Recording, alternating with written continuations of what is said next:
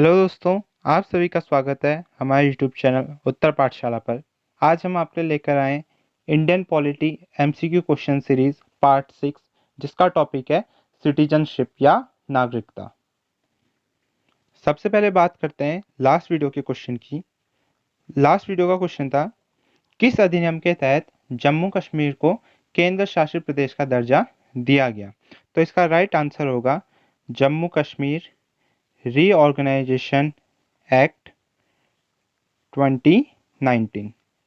जम्मू कश्मीर पुनर्गठन अधिनियम 2019 के तहत जम्मू कश्मीर को दो केंद्र शासित प्रदेशों में विभक्त किया गया, एक जम्मू एंड कश्मीर और दूसरा लद्दाख। इसमें लद्दाख बिना विधानसभा वाला केंद्र शासित प्रदेश था, वहीं जम्मू कश्मीर को एक विधानसभा दी गई है। तो चलिए स्टार्ट करते हैं आज की सीरीज। आज का पहला क्वेश्चन है, भारतीय संविधान में निम्न में से कौन सी नागरिकता प्रदान करता है? हमारे ऑप्शन है, ऑप्शन ए दोहरी, ऑप्शन बी इखरी, ऑप्शन सी उपरोक्त दोनों, ऑप्शन डी उपरोक्त से कोई नहीं। इसका राइट आंसर है ऑप्शन बी इखरी। भारतीय संविधान भारतीयों को केवल एक नागरिकता प्रदान करता है।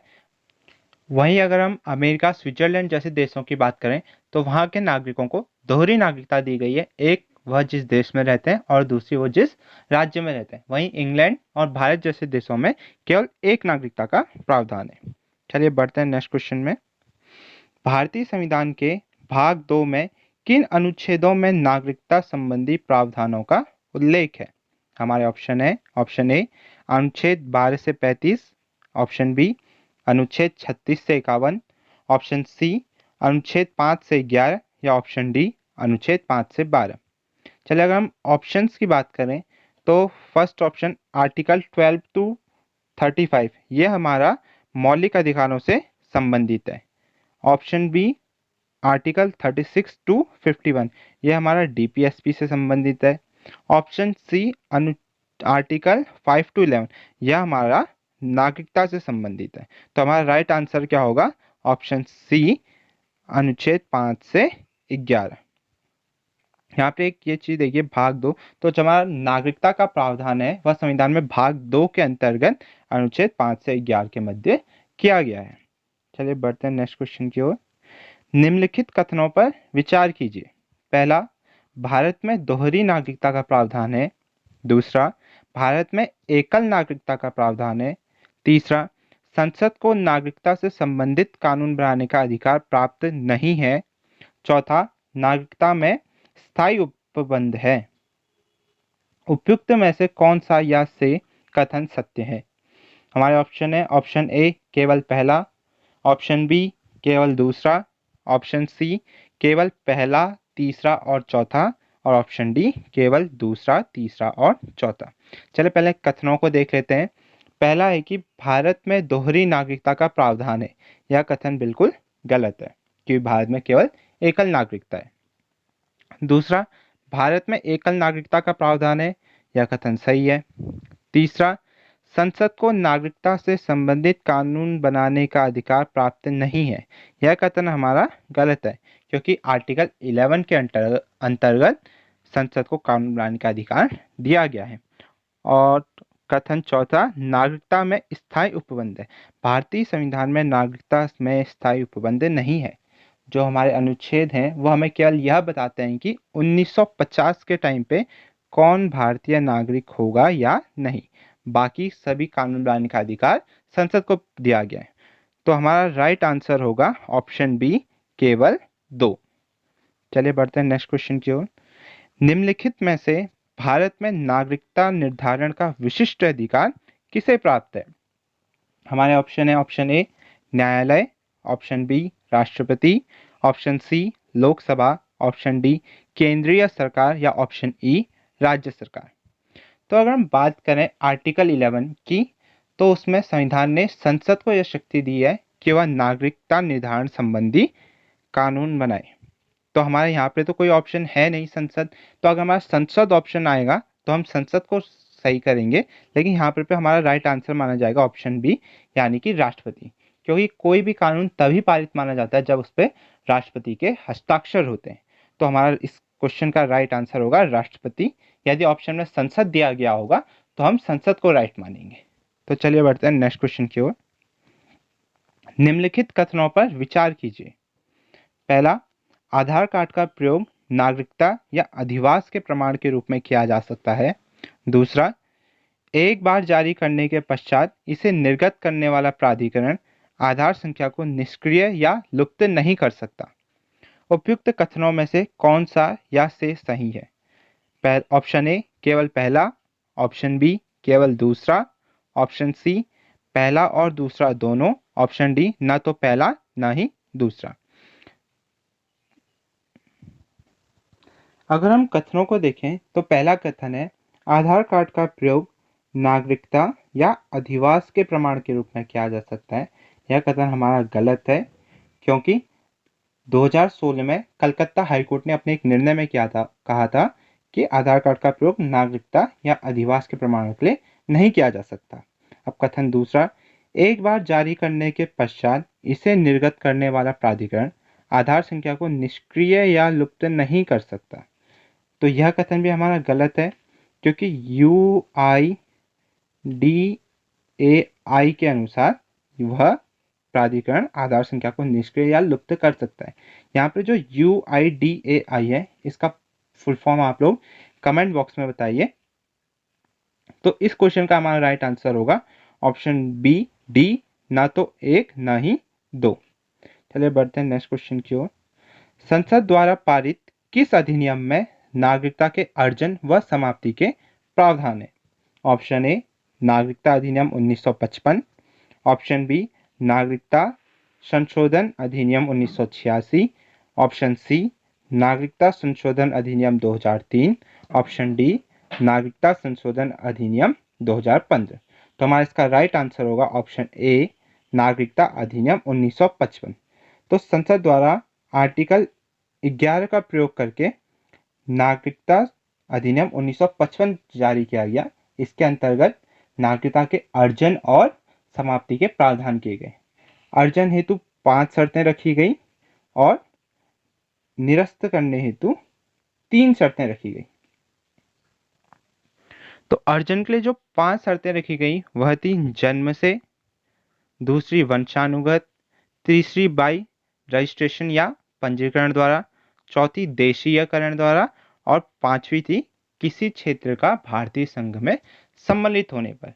और वहीं निरस्त करने हेतु जो 3 शर्तें रखी गई वह इस प्रकार है, स्वैच्छिक त्याग या किसी और देश की नागरिकता ग्रहण कर लेना या बर्खास्तगी या कानून यानी कि कानून द्वारा किसी की नागरिकता को छीन लिया जाना।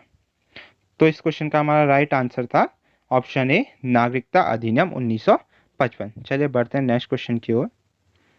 निम्नलिखित में से किस वर्ष नागरिकता अधिनियम 1955 में संशोधन नहीं किया गया है? हमारे ऑप्शन है ऑप्शन ए वर्ष 1986, ऑप्शन बी वर्ष 1963, ऑप्शन सी वर्ष 2003 या ऑप्शन डी वर्ष 2015। तो हमारा इसका राइट आंसर है ऑप्शन बी वर्ष 1963। अगर हम संशोधन की बात करें तो नागरिकता अधिनियम 1955 को अभी तक 6 बार संशोधित किया जा चुका है। पहला वर्ष 1986 पे, दूसरा वर्ष 1992 में, तीसरा 2003 में, चौथा 2005 पे, पांचवा 2015 पर और रिसेंटली 2019 में इसको 6ठी बार संशोधित किया गया। तो हमारा इसका राइट आंसर होगा ऑप्शन बी वर्ष 1963। चलिए बढ़ते हैं नेक्स्ट क्वेश्चन की ओर। निम्नलिखित में से वे कौन से मूल अधिकार हैं जो केवल भारतीय नागरिकों को प्राप्त है? हमारे ऑप्शन है ऑप्शन ए अनुच्छेद 14, 15, 20, 21 और 24, ऑप्शन बी अनुच्छेद 15, 16, 20, 21, 24, 25, ऑप्शन सी अनुच्छेद 15, 16, 19, 29, 30 या ऑप्शन डी अनुच्छेद 15, 16, 19, 25 या 26। ऑप्शन सी इसका राइट आंसर होगा। तो अगर हम अनुच्छेदों की बात करें तो अनुच्छेद 15 संबंधित है हमारा धर्म, मूल वंश, जाति, लिंग या जन्म स्थान के आधार पर विभेद के निषेध से संबंधित है। वही अनुच्छेद 16 लोक नियोजन में अवसर की समानता से संबंधित है। अनुच्छेद 19 वाक स्वातंत्र्य आदि विषयक कुछ अधिकारों के संरक्षण से संबंधित है। अनुच्छेद 29 अल्पसंख्यक वर्गों के हितों के संरक्षण से संबंधित है। वहीं अनुच्छेद 30 शिक्षण संस्थाओं की स्थापना व प्रशासन के संदर्भ में अल्पसंख्यक वर्गों के अधिकार से संबंधित है। तो हमारा इसका राइट आंसर होगा ऑप्शन सी। चलिए बढ़ते हैं नेक्स्ट क्वेश्चन की ओर। 9th क्वेश्चन है, भारतीय संविधान द्वारा विदेशियों को प्रदत्त मूल अधिकार कौन से हैं? हमारे ऑप्शन है ऑप्शन ए अनुच्छेद 15, 16, 19, 29 और 30। ऑप्शन बी अनुच्छेद 29, 30, 20, 21। ऑप्शन सी अनुच्छेद 14, 20, 21, 21A, 22, 23, 24, 25, 26, 27, 28। ऑप्शन डी अनुच्छेद 19, 20, 21, 23, 24, 25, 26, 27, 28। तो हमारा इसका राइट आंसर होगा ऑप्शन सी अनुच्छेद 14, 20, 21, 21A, 22, 23, 24, 25, 26, 27, 28। यह सभी अधिकार किसको प्राप्त हैं? विदेशियों को भी प्राप्त है। चलिए बढ़ते हैं नेक्स्ट क्वेश्चन की ओर। क्वेश्चन नंबर 10, कानूनी दर्जे के आधार पर व्यक्तियों के निम्नलिखित कौन से वर्ग हैं? ऑप्शन ए नागरिक, अन्य देशीय, राज्य विहीन व्यक्ति, शरणार्थी। ऑप्शन बी नागरिक, शत्रु, मित्र, शरणार्थी। ऑप्शन सी नागरिक, अन्य देशीय, शत्रु, शरणार्थी या ऑप्शन डी नागरिक, शरणार्थी, मित्र, राज्य विहीन व्यक्ति। तो हमारा इसका राइट आंसर होगा ऑप्शन ए नागरिक, अन्य देशीय, राज्य विहीन व्यक्ति या शरणार्थी। अब हम बात करें तो नागरिक तो वही हुआ जिसको नागरिकता प्राप्त है किसी देश की। अन्य देशी यानी कि जो किसी और देश में रहते हैं, जिनको हम विदेशी व्यक्ति भी कहते हैं। ये दो टाइप के होते हैं, एक शत्रु और दूसरे मित्र, यानी कि जो शत्रु देश के हैं या जो मित्र देश के हैं। राज्य विहीन व्यक्ति ये ऐसे लोग होते हैं जिन्होंने अवैध प्रवास किया होता है, यानी कि ये किसी देश में अवैध रूप से रह रहे हैं, तो उनको हम क्या कहते हैं? राज्यविहीन व्यक्ति। और लास्ट शरणार्थी, जो अपने देश में किसी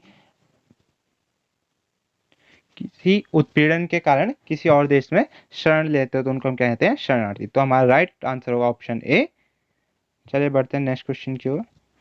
निम्नलिखित कथनों पर विचार कीजिए। पहला, नागरिकता अधिनियम 1955 में नागरिकता अर्जन के 5 शर्तों का उल्लेख है।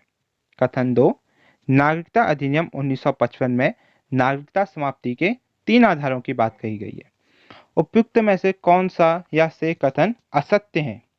ऑप्शन ए केवल पहला, ऑप्शन बी केवल दूसरा, ऑप्शन सी पहला और दूसरा दोनों, ऑप्शन डी ना तो पहला और न ही दूसरा। तो हम कथनों को देखें तो नागरिकता अधिनियम 1955 में नागरिकता अर्जन के 5 शर्तों का उल्लेख किया गया है। यह कथन बिल्कुल सही है। 5 शर्तें कौन कौन सी थी? पहली जन्म से, दूसरी वंशानुगत, तीसरा देशीयकरण, चौथा किसी संघ के भारत में सम्मिलित होने पर, या पांचवा पंजीकरण द्वारा। तो यह कथन हमारा बिल्कुल सही है।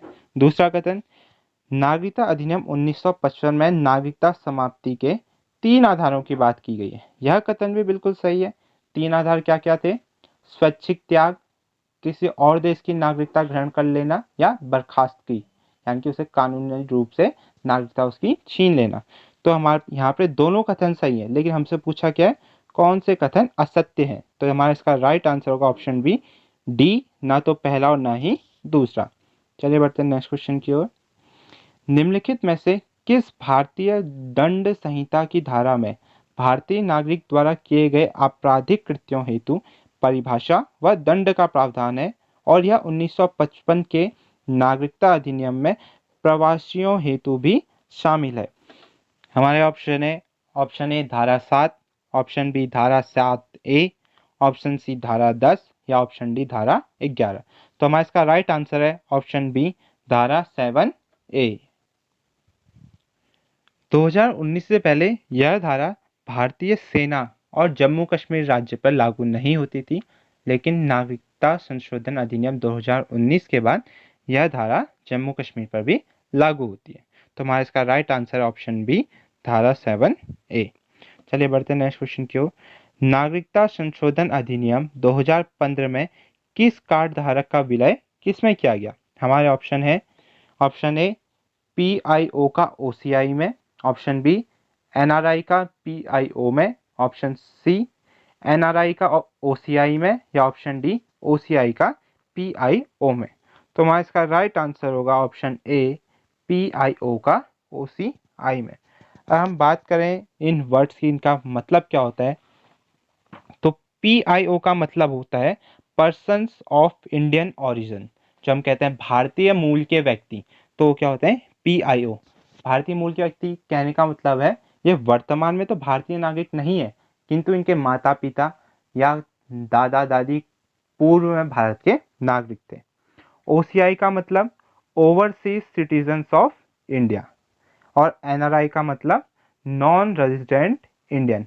जो एनआरआई होते हैं वो भारतीय नागरिक होते हैं, किंतु काम के लिए या अपने बिजनेस के लिए किसी और देश में काम करते हैं। तो हमारा इसका राइट आंसर है ऑप्शन ए, पीआईओ का ओसीआई में। नेक्स्ट, भारतीय नागरिकता नहीं प्राप्त की जा सकती है।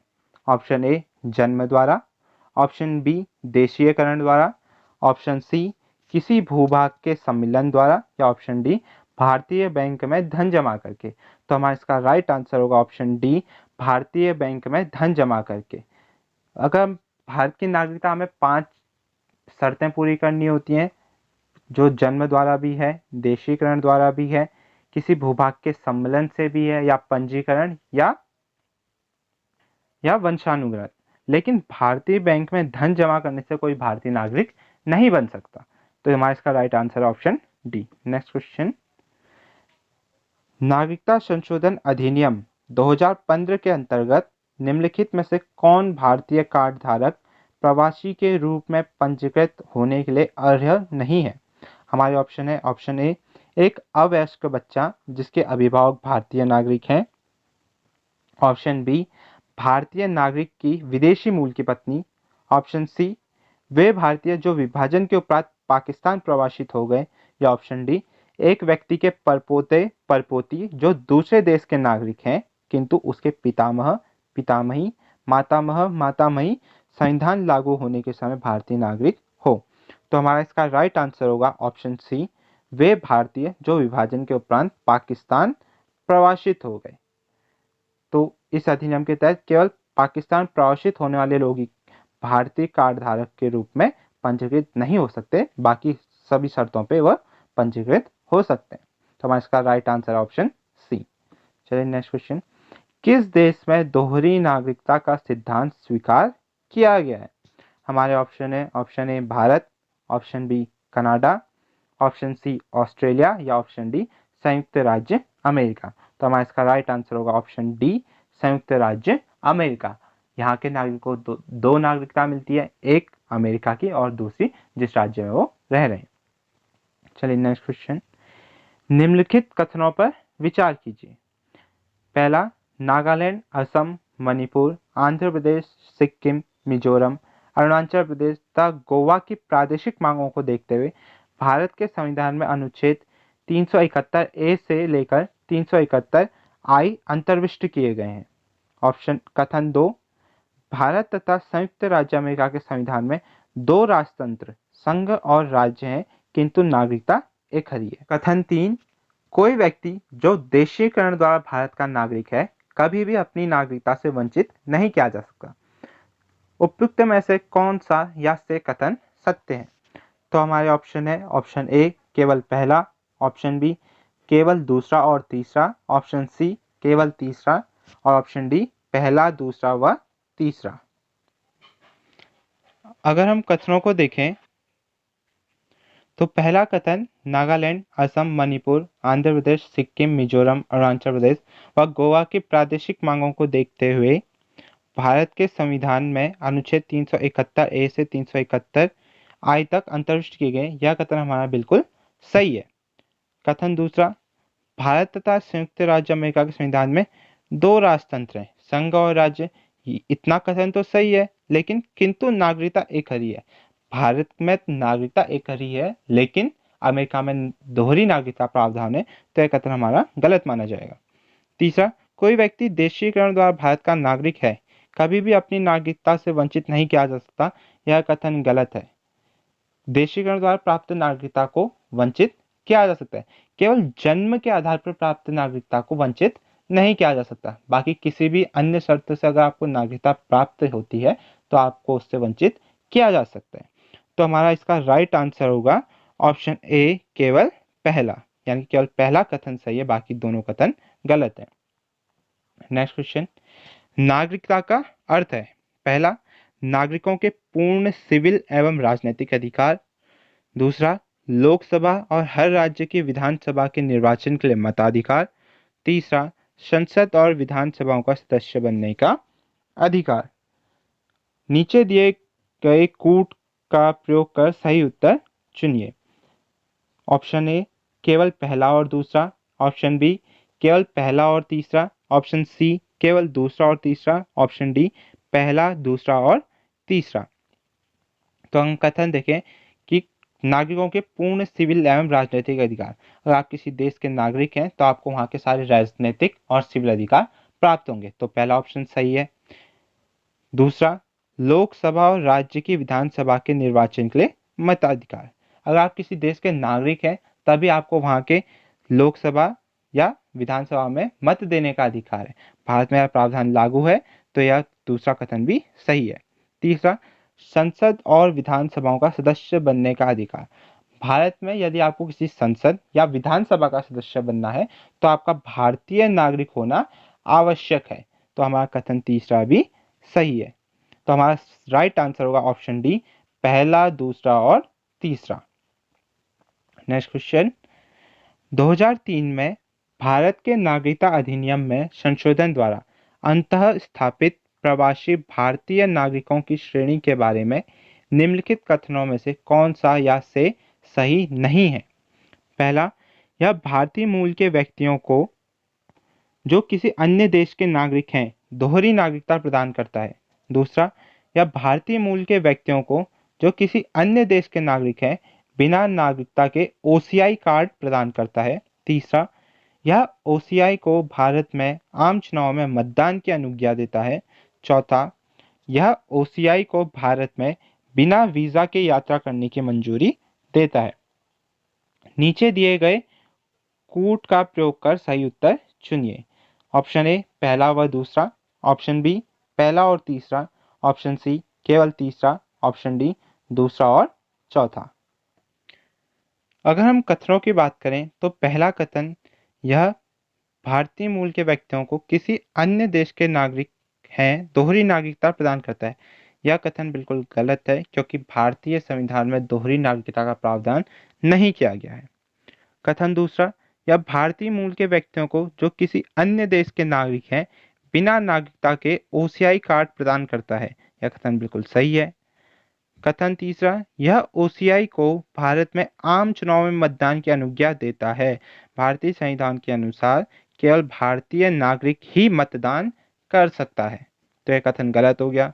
चौथा, यह ओसीआई को भारत में बिना वीजा के यात्रा करने की मंजूरी देता है, यह कथन बिल्कुल सही है। तो हमारा इस क्वेश्चन का राइट आंसर होगा ऑप्शन बी, पहला और तीसरा।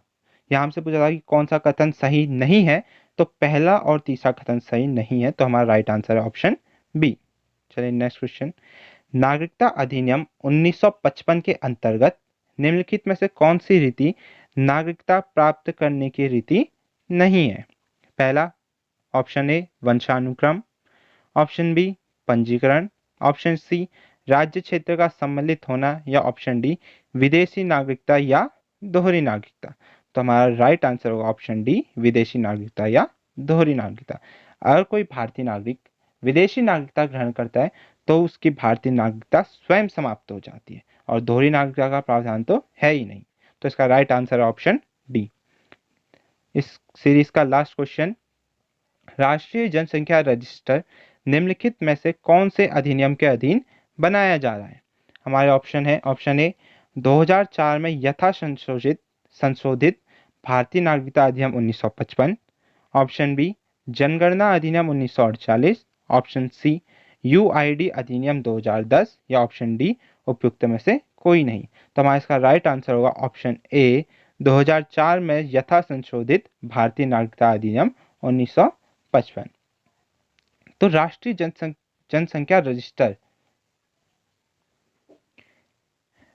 जनसंख्या रजिस्टर यानी कि एनपीआर नेशनल पॉपुलेशन रजिस्टर वर्ष 2010 में पहली बार बनाया गया था। उसके बाद 2015 में इसको थोड़ा अपग्रेड किया गया और यह प्रत्येक 10 वर्ष में एक बार अपग्रेड किया जाता है। तो इसका राइट आंसर ऑप्शन ए 2004 में यथा संशोधित भारतीय नागरिकता अधिनियम 1955।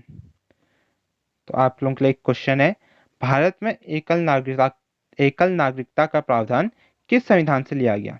इसका आंसर आप कमेंट बॉक्स में बताइए और यह आपको वीडियो कैसी लगी यह भी आप कमेंट बॉक्स में बता सकते हैं। आप हमें फेसबुक, इंस्टाग्राम, ट्विटर पे भी फॉलो कर सकते हैं। चलिए मिलते हैं नेक्स्ट वीडियो में, तब तक के लिए थैंक्स।